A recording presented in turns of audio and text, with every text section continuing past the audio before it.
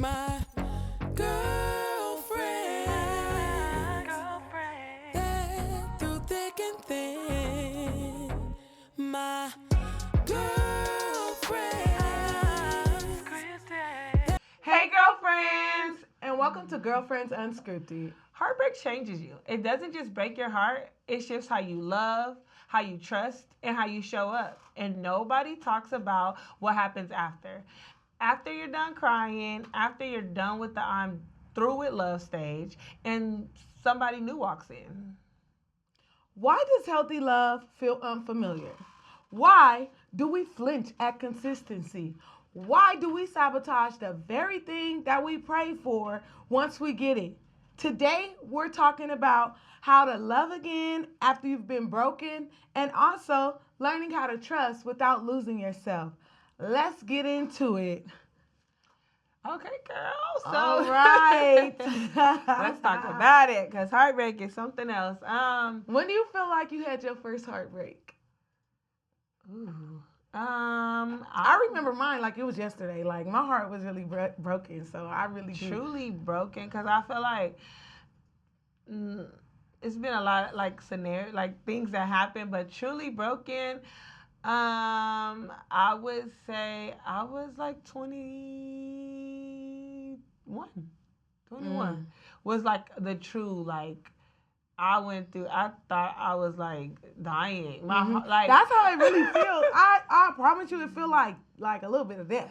Yeah, I literally I went to the hospital like 3 times. I was in the because hospital. I couldn't breathe, and I wasn't. This is like I really it may sound crazy, but I didn't know like really truly about anxiety like that. So I kept going to the hospital like something's wrong. My chest hurt, and the first time I went there, like, are you on like do you do any type of drugs? And I'm like. I'm like, no. And then so the next time I went, a nurse was like, well, has anything happened in your life? Something changed, like something traumatic or anything happened? And at the time, I'm thinking, like, I'm not thinking that could do that to me. So I'm like, no. Nothing happened. But when I look back on it, I'm like, almost hit me into my death. Yeah. No, yeah. So I was about 21. I think my first heartbreak, I would say like 19. I could have been 20. I was in college. It was my, I was going into my second year of college. Yeah.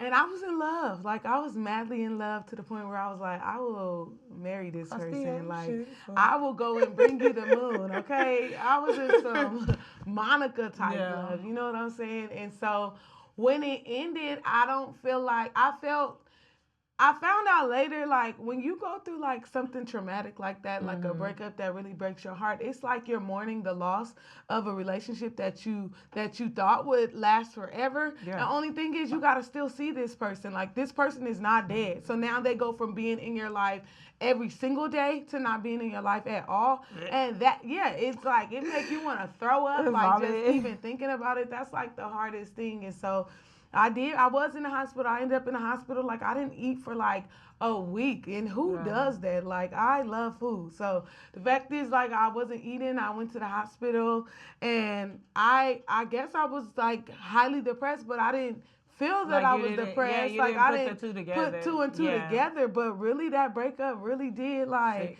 a number on me. Like, I literally was like, oh my God, I have to think about breathing, because if I don't think about breathing, then I'm not gonna breathe. That's just every time that you think about the whole situation or that person or just the whole thing. No, it was like ongoing for me for like, it was like, I'm like, just keep taking breaths like that. And I'm like, it feel like if I don't think, that's when the ladies really like figured out what was wrong with me. The first time they thought I was on drugs. I was a drug addict, because there's nothing wrong with you, man.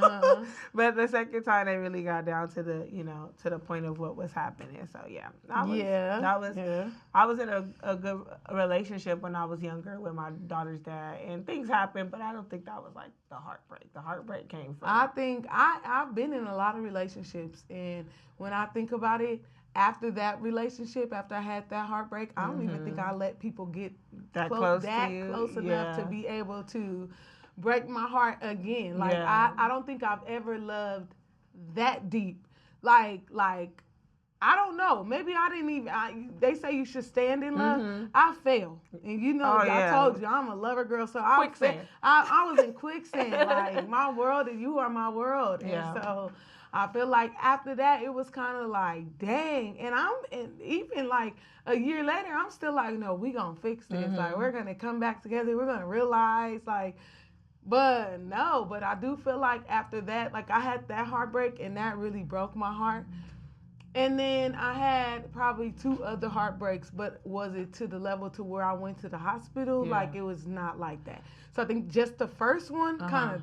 So after that first heartbreak, how long do you feel like you felt like you're healed? Like okay, I can move forward. I think after that heartbreak, I was not looking to date, but I was dating. Like casually, but nothing serious. Yeah, and they were serious with me. But I still knew my heart was connected, to this person that I was in love with. And so I really honestly don't feel like I got over that heartbreak until it was like years later. Yeah. It wasn't even fast. Because even that's like even in that you felt like, oh, I'm good, but I'm protecting myself. Yeah. So it's like you were bracing yourself for whatever could happen. Like you could leave me today. I'm not doing that again. You could leave me tomorrow. Like always feeling like you can't really hold on to this, or I can't really like be secure in this because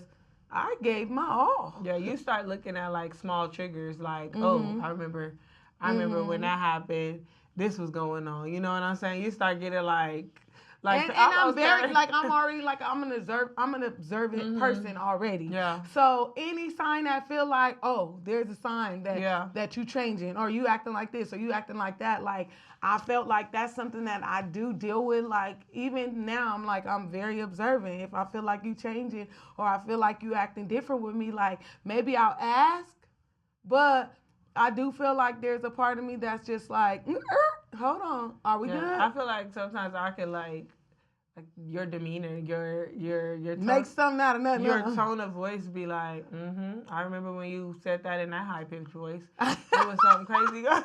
You used that same tone. Yeah, it was a little shaky, unsure. I know that tone. I know. So you start like just over analyzing every little thing just to protect yourself. Like I missed that time, but now after I replayed it in my head, I knew what that was, and now I'm not it's not happening for me. It's not happening again. Yeah. Yeah, I feel like going through a heartbreak does change you, but it also makes you like more aware. When we're young, do we really know that? I know our parents always be like, oh, don't get your heart broke. Like, but that is like going to happen. It's inevitable that it's going to happen. And when it does happen, like, how do you get through that? How do you pass through that? And that's why I think now, like in my older age, it's so important to stand in love.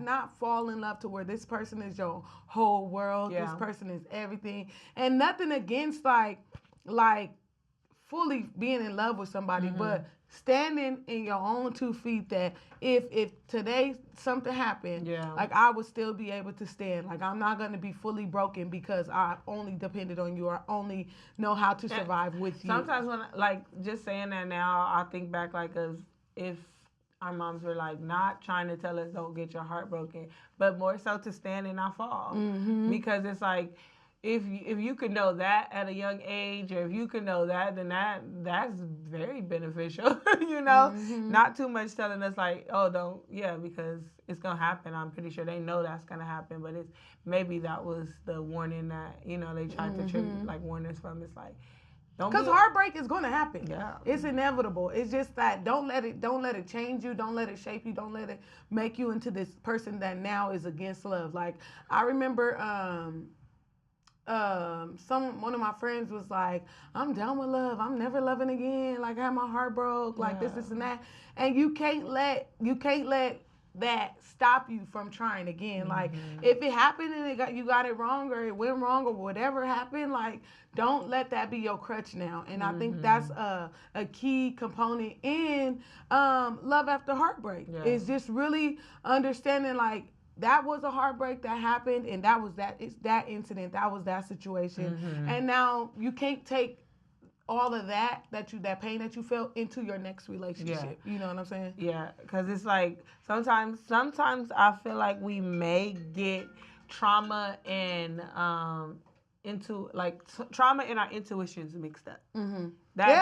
Yeah. So sometimes we're thinking like, oh yeah, I know this feeling, you know what I'm saying? And it's really trauma. It's really trauma showing up and being like, watch yourself. You know what I'm saying? Like, is it discernment or is it fear? Yeah. Like, because sometimes we feel like, no, I know, but do you really know? Or are you really just going based off of the past hurt that you had, and now you're trying to put that past hurt on this next person, on this person that don't have nothing to do with that or hurt. just the things that look familiar, or like I was saying, if they were like skeptical, if they jumped a certain way, now you're looking at this new person like, oh, you jumping like that? Yeah, it's a trauma response. Hold on, what you up to?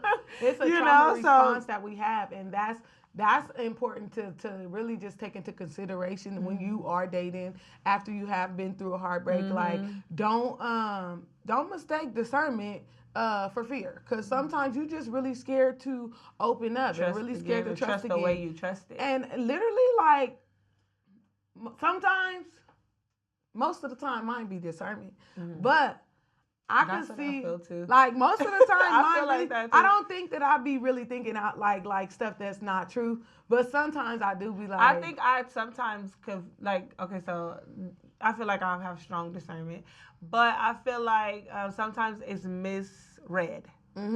Like, I'll be like, oh, this is happening. It don't be this, it be that, but it's something. It's something. I knew something was going on. Yeah, it'd be like. I be headed down the wrong street when I should have made a right here. And you kept straight. Yeah. Like, I feel like for me, all the times that I thought something was going on, and I'm like, and then I talk myself down off the ledge, like, no, that can't be it. It was what I thought was going on. The thing for my problem is why I'm probably keep going straight down that straight road when I should have made it right, because I don't talk myself off the ledge. I'm literally running full. I'm doing a dash. Hold on. I'm doing a dash. I'm like, I need to slow down and feel what I'm feeling. And maybe I would have knew I missed that right turn. The map said turn right, and I was just doing 100 on the dash and didn't even, Like, I feel like a lot of times, because I have like discernment and because I know like feelings, I am able to decipher, okay, is this me or am I just afraid to give my all to this person? To this day yet, it ain't been fear, it's been discernment, and discernment been right. Like, it wasn't even a relationship.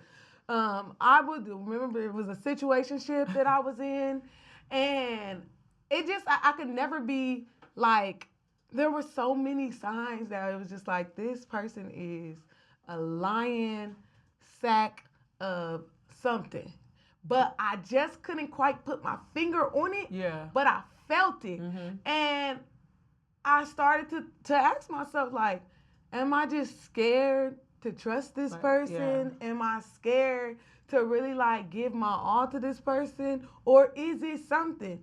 And every time I ask myself, like, am I scared or is it something?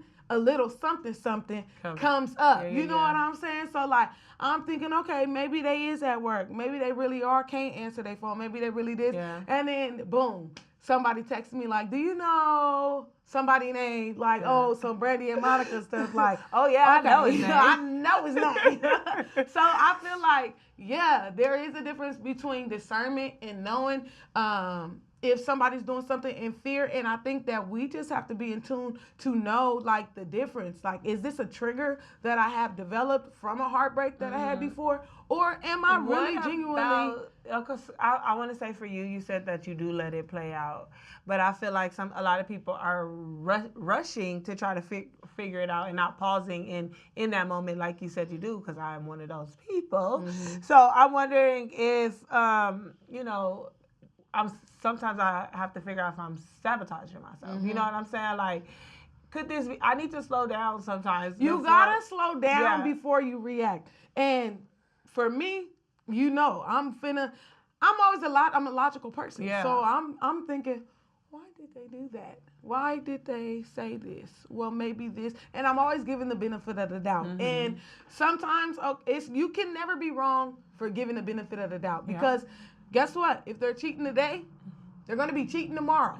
So if I give you the benefit of the doubt today, it ain't going to stop or change the outcome. But at least I know that I gave you the benefit of the doubt and I was slow to anger. Sometimes when you jump the gun and they really not doing nothing, now you done created this wedge of untrust or whatever it is because you just moving off of emotion. You don't take the time to be. In the Bible it says be slow to anger. Don't be quick to anger. Yeah. So when you jumping off the edge, it's like you already jumping. No parachute. You gone, and then you be like, dang, you wasn't doing that. Yeah. And now you ain't even got no parachute, so you can't even put the brakes on it. And a lot of times, what you say, you can't unsay.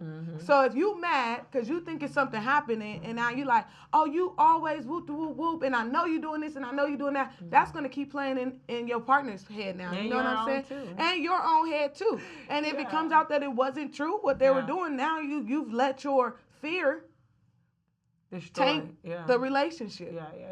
So I think like if you are a person that jumps off the conclusions, like just take a second and breathe.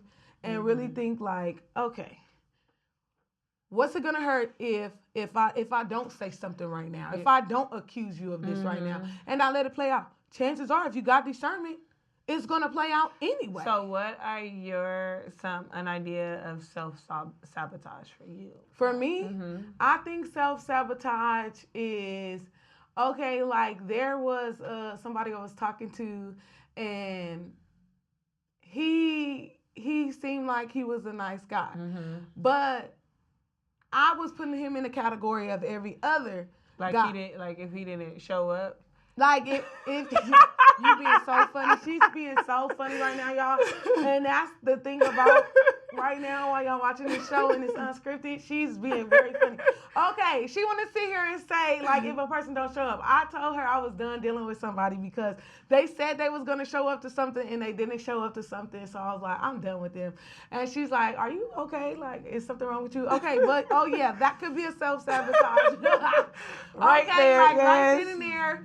That is a trauma response because in my past relationships, when people don't show up, they are doing something. They are literally in the streets. You feel me? So, yes, actually, thank you for bringing that to my attention. You almost self-sabotage yourself. Hello. In that moment. You know what? We working it out right now. That's why I'm like, are you well? Because yes, okay. Bring it out. That is a self-sabotage. Yeah, like, it's a trauma response. And I never realized, like, for me, I feel like I'm not a person that needs reassurance, but I am a person that needs reassurance. Like, if I hate when my phone call not answered. I hate when you don't respond. Like, and not like if you working or whatever, but like, because I was with somebody like, that would just disappear and not answer their phone for like a whole day and never say nothing, and then the next day be like, oh, my phone died.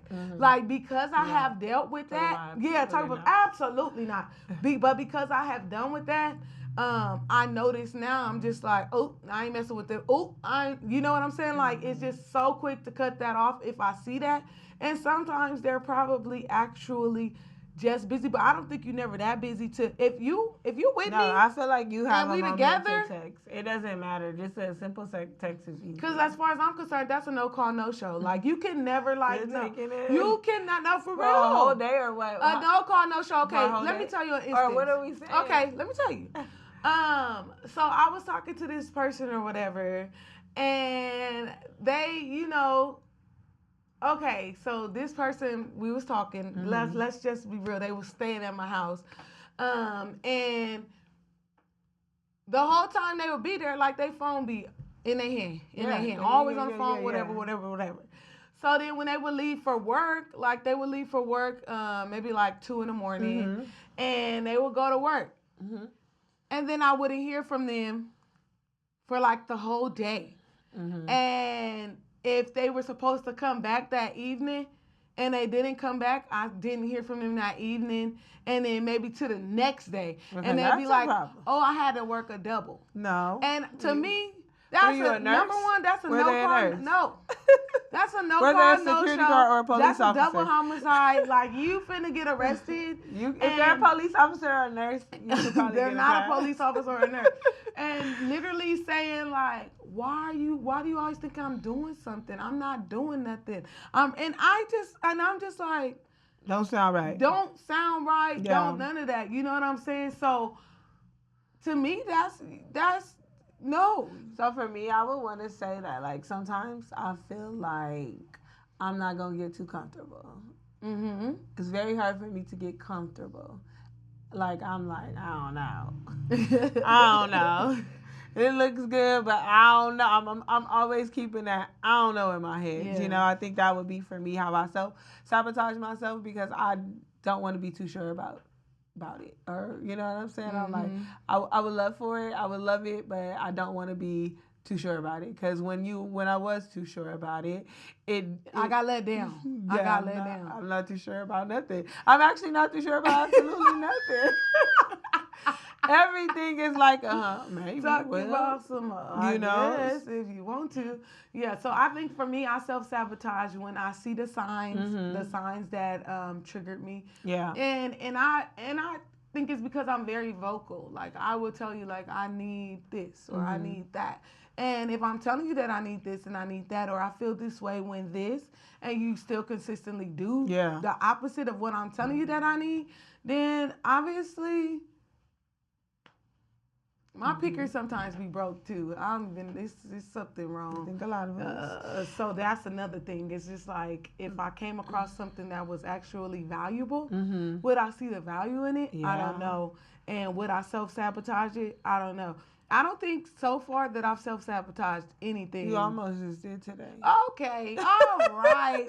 So let's keep the glass clear, so you can know, like, maybe I might. But that was dead serious too. It was too quick. You were like, yep, nope. Like, huh? I just feel like I'm a very, like, if I say something, I'm going to do it. And therefore, if you tell me something, you do it. Because you could have just shut up. You didn't really have to tell me that. Or what if the person's intentions were to do it? Okay, I can understand. That's why the first time, I'm like, okay, the first time you said you were going to come and you didn't come, and it was your intentions to come, but something came up, like, yeah. But if you do it again and you say that you're going to come and then you don't come, to me. Yeah, it could be, though. You're not wrong. It could honestly be. But if you don't ask. Ask what? Why you keep saying you're going to do something and don't? I'm going to ask, but I'm already on the edge now. Like, now I'm already looking at you kind of funny. Yeah. And that could be a trauma response. Definitely. Or actually a safety hazard. Like, I'm helping myself be safe. I'm not going to let myself, okay. Or blocking something, or blocking a shot that needed to make it. You know what I'm saying? If the shot was supposed to make it. Wouldn't you, if you tell somebody you're going to do something, wouldn't you make it a point to do that something? Yeah. Yeah, exactly. So if twice, that's like, but maybe I would think this is different. This is a different situation. That's a different situation. So we got to move around that one, because that one is like still on the fence. It's like, you know what I'm saying? It's not even, you know what I'm saying? To be like, because you can, like, if it, I don't know how to explain this. You could have just called and be like, they can't call you and be like, I ain't gonna make it. Okay. So it's kind of like we can't go off that. Okay. We can't go off that one. Talking about something. Okay. I just think that when people tell me stuff, they need to do it, because if you don't do it, I feel like we honestly need to stop comparing the new with the old. If it's good, if it's going good, let it be good. Let it enjoy the moment until you have a reason not to enjoy the moment. Don't look at your trauma and be like, oh yeah, no, because when the other person told me they was going to do something, we can't do it. But I don't think I look at my trauma. I don't even think I notice that my trauma is coming up until I'm in a situation to where it's like, oh, this is a familiar response, or this is something that's familiar that I've experienced, and it wasn't a good experience. So now I feel some type of way. You know, my body is having a, what is it called? Like a reaction to this. So I don't feel like I even compare, but if something comes up, it gets a little bit shaky. That's where it gets a little bit shaky. But that's when you start comparing the new with the old. Or talk about some or. That's right there, right in that moment is when you. It don't matter if you don't compare it from the beginning.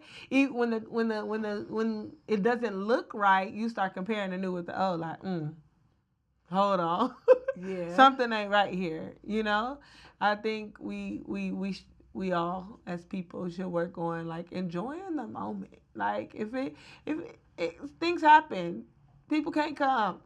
We don't know the reason why. Maybe they can explain that reason why when they see you again. Like, oh yeah. I'm gonna ask. I'm gonna be like, you told me twice that you was coming and you didn't come. So why you do that? Yeah. Yeah, I feel like for me, I do, assume, I compare the two, and then I'll think like. I think that you assume the worst all the time. Yeah, I think history will repeat itself. Yeah, that's where I was about to head. I was heading right there. Because we do have to talk about not just stepping into a new relationship. We have to include like being hurt by somebody and continuing. You know what I'm saying? Like, all right, we're gonna do better. This is gonna work for us this time. And so you're talking about how to restore the relationship after the relationship already had went like south, down south. So we have to, I can speak, on that right now to be like, okay, you have to literally stop replaying all of that. You do it. You know what? I'm glad that you brought that up because there was a friend of mine, one of my really good friends, and she had called me for advice. Her and her partner, they were going through whatever, and she was like telling me how, I told her I forgave her, but I still been like holding her in that place. Yeah. And I said, well, you can't do that.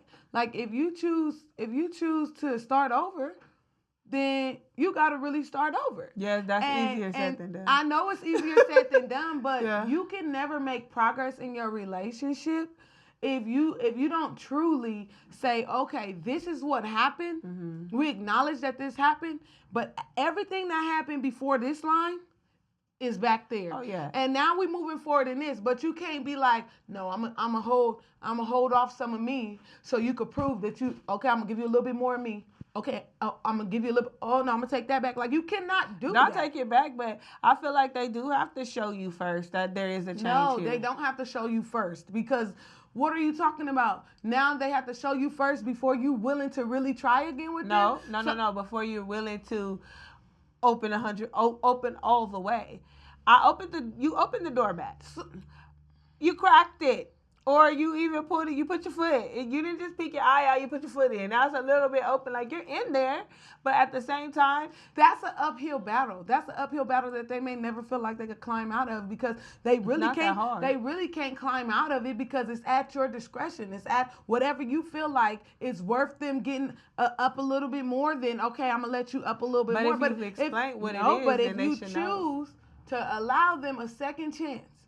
If you want them to have a second chance, you said, I want to make this work with you still. I still want to make this work. And now you got the door cracked for them to come in? There's no way. How can you fully, unless you two are giving everything? Realistically, that cannot happen. It doesn't happen like that. It has to happen like that. It has to. It sounds good. Reconciliation, if you want true, we're going to do this. We're going to start over.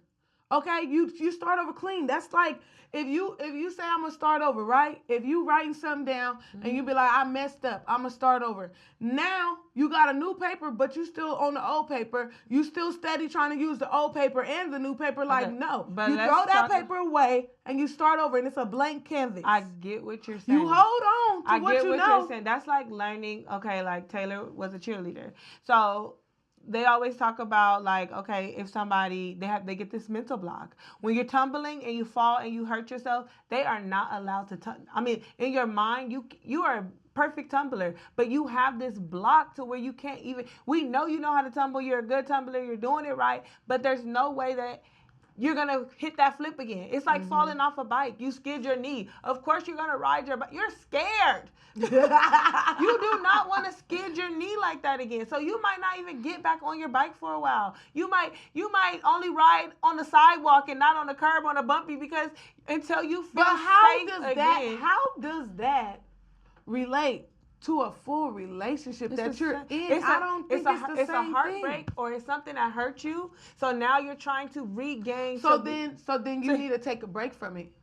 No, I'm not gonna. I'm a cheerleader. I'm not finna stop tumbling. I have to tumble. I'm not gonna take a break from cheerleading. I'm gonna keep trying to do this flip. I'm a little scared. I may not do the backhand double tip top. I may just do the backhand and stop. You know what I'm saying? But eventually, I'm going to get into that place where I can hit that mark again, just like I hit it again, just like I was doing in flips again. Eventually, I'm going to take my bike. I'm going to go ride back on that bumpy dirt road because I know how to do that. You know, I feel like it's when we can say that we're supposed to be, this is supposed to happen. Of course it is. And both people in this relationship want that to happen. But it does not work like that. It's not going to be an open wide door. Here I am. Take me like you had me. No. Right. You're not getting it like that. It's no way a human can brace themselves from trauma and be just that open again. That's very hard, and I don't think that realistically that happens. That can happen like that. It's always, we can say like, yeah, we're good, we're great, everything's great, but realistically, you're still protecting yourself a little bit. But in the sense of this, it's like, okay, I'm not gonna be I'm starting over with you. I'm trying again with you. I'm giving you another chance. But I'm not going to be intimate with you because you're still on trial. But that's the thing is, it's just like, I'm not going to do this for you because you're still on trial. Or I'm not going to give you all this affection because I'm still seeing if I even want to do this. I'm giving you you're still getting those things. That's the thing. I don't know about that scenario. I'm saying you're still getting those things, but for that person, it's still a scary feeling. So they are, it's gonna be scary. Like, you're doing it and you're still like, low key, like, all right, this better be, you know what I'm saying? Like, I'm a little worried to do it like that. So I feel like in that sense, I don't think, I'm not going to do the things that I used to do. Because no, that's when you decided you guys are there in that, you're in that relationship the way it's supposed to be. But when it comes to like fully opening the door, and I'm saying the door of your heart, that is different. You're a little bit, you're going to still be guarded. Mm-hmm. You're not going to be up in here like you have my whole heart again. Mm-hmm. No, you do not have my whole heart again. I do still care for you and I do still love you in the way that I loved you, but I have to protect the peace because I can't go back to that place until you can show me that I'm safe there. Mm-hmm. You have to, after being heartbreak or something, you have to show me that I'm safe. This is a safe place where I can lay my cares on you. I can lay my head on you and feel comfortable and feel safe. And I don't feel like I have to look over my head for that, But that's where, I think the different, like, no, don't tell him you can't hold his hand because you're in a trial. No, that's different. It's just like withholding things that you would normally do in a relationship because you haven't fully reconciled with them. Like, I don't feel like that's something that you honestly, I don't think that happens like that. It wouldn't work. Because if I'm withholding things from you, then that person is not gonna feel like they're I don't fully think back. That will work. You know what I'm saying? But that's kind of like that thing that was brought. It's like, oh well, you did this, and now I don't know if I could trust you. So now since I don't know if I could trust you, then I don't know if I could give you all of me. And since I can't give you all of me, then I'm not about to give you all of my affection. Because if I give you all of my affection, then now you pulling me back in. Like it's never two people fully working at the same thing at the same time because one person is on guard. I feel like if the conversation is there, then you two are working on the same thing. If the conversation was put out there like, look, this is what I need. This is how this went, and this is what I need from you. What is it that you need from me? And let's go from there. I think that's when it could be different. Like, if you guys just hop back into it and not saying what you need from each other, I don't think that it will work that way.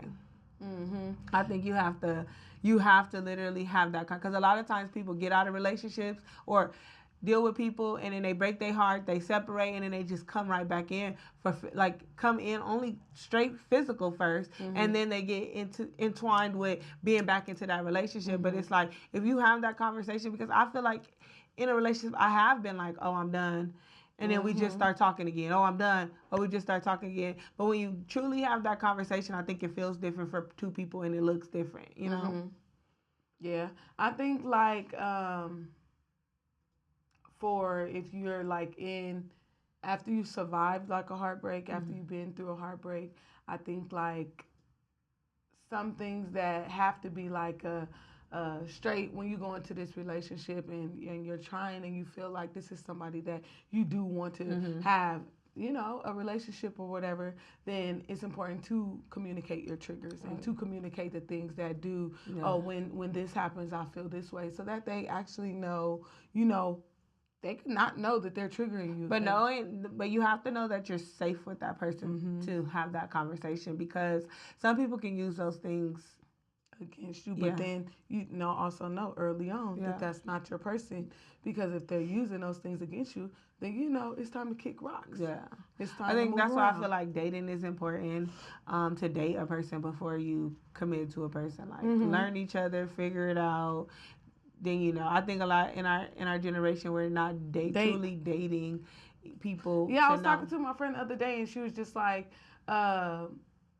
"You collecting data." Because really, you don't know which person you really gonna vibe with. So you don't get directly into a relationship with them. You start collecting data. You start seeing, like, oh, this person does this, or this person is like this, or this person is like that, and you don't. I think my problem when I be dating somebody, I be thinking like that. Oh, okay, I'm just a lover girl, so it's just like, oh, we finna be together. But no, it's just collecting data. Like, chill, sit back. Like, okay, if we go on a date, okay, I notice this about you. I notice that about you. And I think, like, after heartbreak, it's important to know if you are ready to get back out there. I feel like after my first heartbreak, I didn't heal, and I got in a relationship, and then I bled all over that person because I wasn't healed from my last relationship. And when I realized it, I was already 5 months in with this next person. And it hurt me that I had to hurt them. But I was just like, hey, I thought I was ready for a relationship. I'm actually not. And then they don't understand that, because how you not ready, and we've been together for 5 months. But it's because there's still these triggers, there's still these things. And so I think that after a heartbreak, you need to make sure that you're actually ready to move on to a next relationship. That this not a rebound, that this not somebody that, oh, I'm lonely, so now I need this next person. And literally, like, I was talking to somebody, and they're like, oh, well, if you're unhappily married, and maybe that next person is going to save you. Like, nobody can save you. You have to save yourself. And you can't hop from a marriage to now you over here with this person because this person is going to save you because you're unhappy. Like, that's not healthy at all. That's not even a healthy place to be. So you can't hop from this to that to this to that. Like, after you experience a heartbreak, let your heart break. And that's the hardest thing to say, but let your heart break so that you can fully get rid of that. And now you can begin to repair. Now you can begin to build yourself up better than you know. Realize how you got there, how like the patterns that you're not gonna accept. And that's how they end up. When you sit in that heartbreak, you literally get to figure out where, like, who you are, what's going on, how that person got you to that point, and how the next person cannot. So you have to let yourself feel that. And you can't just, that's why they call them like rebounds or whatever, because you just went from that, now you're going to that. So you got to let yourself heal, and don't try to hop into something before you're ready to hop into something. And then also letting yourself have hope again. Like, that didn't work out, but I know that there's somebody out there for me, and not really like allow yourself to get to know that.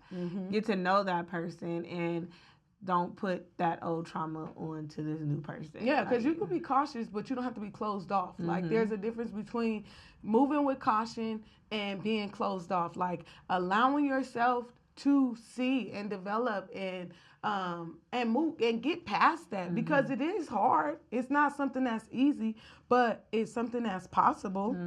Heartbreaks do hurt, but there's life after a heartbreak. So, rapid fire question for you.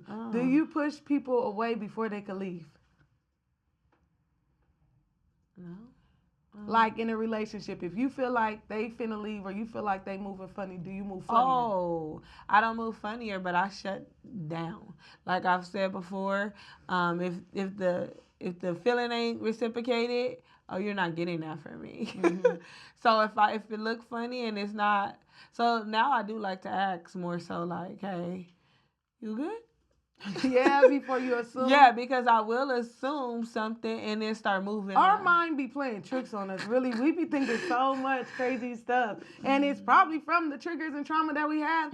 But we start to think whatever we want to think and start to feel like, oh, no, I know they feel that way. It's just like... So for you, is your guard protecting you or what?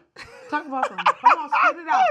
Talk about something. Spit it out, girl. Spit it out. Okay, so is your guard protecting you or preventing you from getting into that relationship?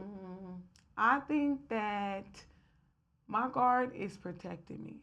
And I say that because I've had a lot of relationships that were just not the right ones. And now I have like a better understanding of how to speak for myself, how to know what I want, how to set boundaries, how to really just see if a person is for me and not fall in, like dive into something. Like really check out the intentions behind it, check out like all of that instead of being this person that wants to give my all in front, like having these boundaries and taking a seat back and being like, you know what?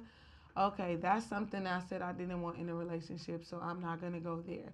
Or this doesn't align with whatever, so I'm not even going to entertain that. So really just having these boundaries and knowing like what I want now. Like I've been single for a little over 3 years, and I know that now I've healed. I've done the work to fix myself. I've done the work to realize like, okay, I wasn't communicating or I wasn't this, or I think like for me, my last relationship, I couldn't understand their perspective. And it's because it wasn't mine. And so I couldn't understand their perspective. But also, it's not that I couldn't understand it. I think that I was just like, oh, well, you're not helping me.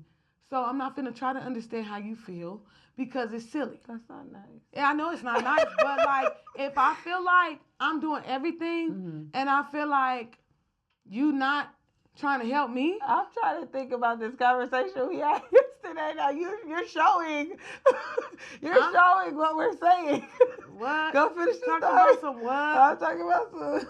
She's trying to say I'm aggressive, y'all, and I'm not.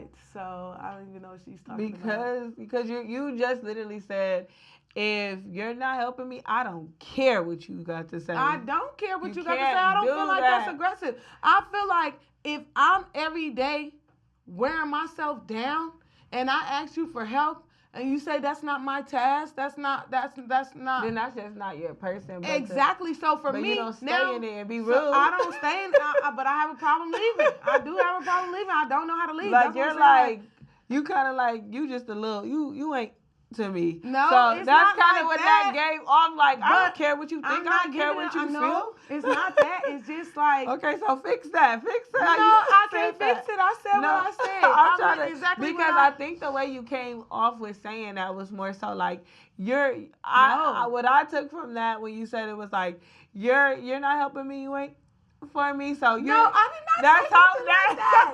That is insane. That's how I took it. I didn't say nothing like that. I'm saying that you want me to acknowledge everything that you need. Okay. But you're not helping me. Okay. So if you're not helping me and you're not willing to help me, okay.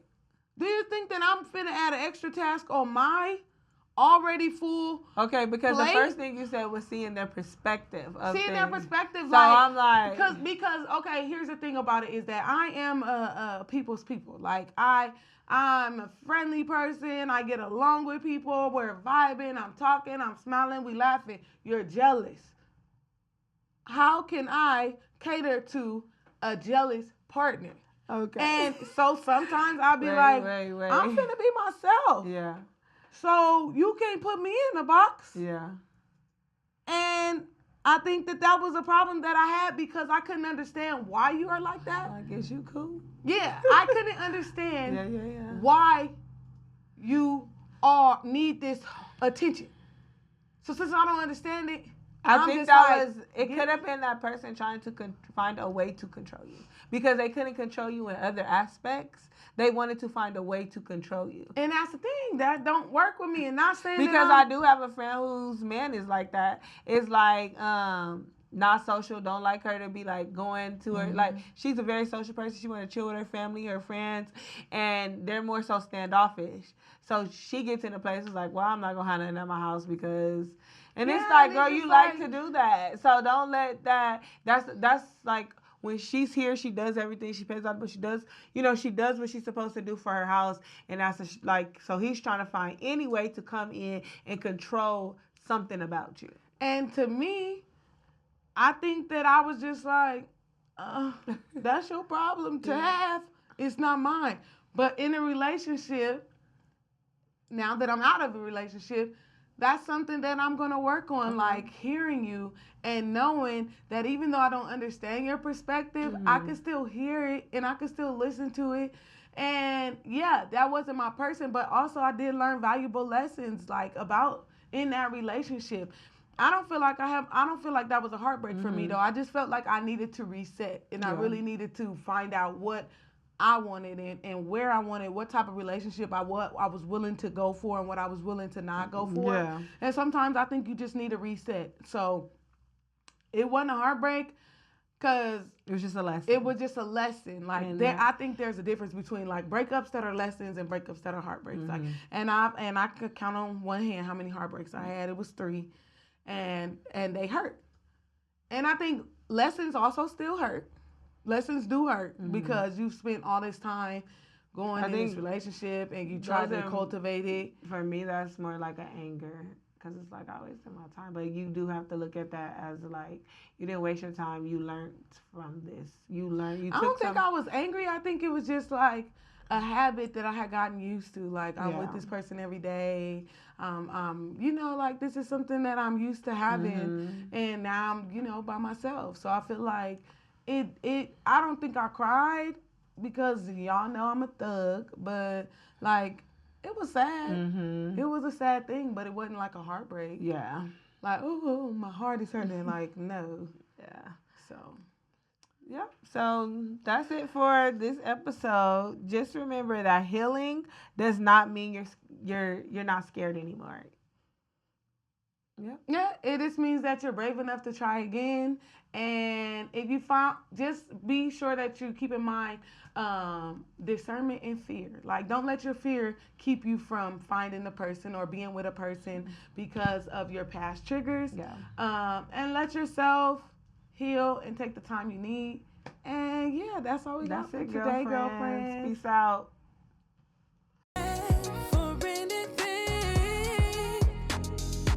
We keep it real, we keep it true. Even when I don't agree with everything you do. Every moment lifted high. Just 2 queens talking live. I know that I can call on you.